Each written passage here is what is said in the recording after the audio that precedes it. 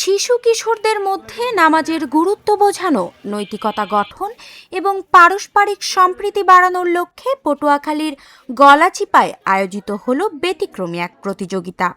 টানা ৪১ দিন জামাতের সাথে ৫ ওয়াক্ত নামাজ আদায় করায় ২৮ জন প্রতিযোগীর হাতে তুলে দেওয়া হয়েছে বাইসাইকেল। আমরা ৪১ দিন নামাজ পড়ছি, তাই আমাদের সাইকেল দেওয়া হয়েছে। আমাদের সাথে ৪১ দিন আদায় করছি, সাইকেল পেয়ে আমরা অনেক খুশি। ৪১ দিন জামাতে নামাজ পড়ছি। প্রথম কষ্ট হয়েছে, তারপর ঠিক হয়ে গেছে।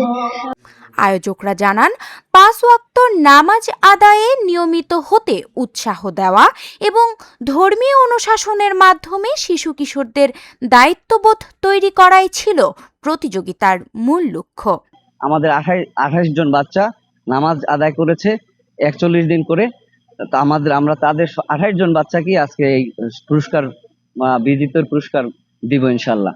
সাইকেলগুলো হচ্ছে বাচ্চাদেরকে ইন্সপায়ার করার জন্য দিচ্ছি, কিন্তু আমরা আসলে মূল উদ্দেশ্য হচ্ছে একটা, এই যে আমাদের প্রজন্ম যারা ধীরে ধীরে বেড়ে উঠছে, তাদেরকে যেমন ছোট থেকে আমাদের যেরকম টার্গেট ছিল ৮ থেকে ১২ পর্যন্ত, এই প্রজন্মকে যারা বাংলাদেশে যেন এই প্রজন্মগুলো নামাজমুখী হয়, মসজিদমুখী হয় এবং একটা সভ্য ভদ্র ইসলামী কালচারের মধ্যে বেড়ে ওঠে, সেরকম একটা প্রজন্ম যেন তৈরি হয়, সেজন্য আসলে এই আয়োজন করা। এমন উদ্যোগে সন্তুষ্ট অভিভাবকরাও। তারা মনে করছেন, নিয়মিত নামাজের অভ্যাস শিশুদের চরিত্র গঠনে ইতিবাচক ভূমিকা রাখবে।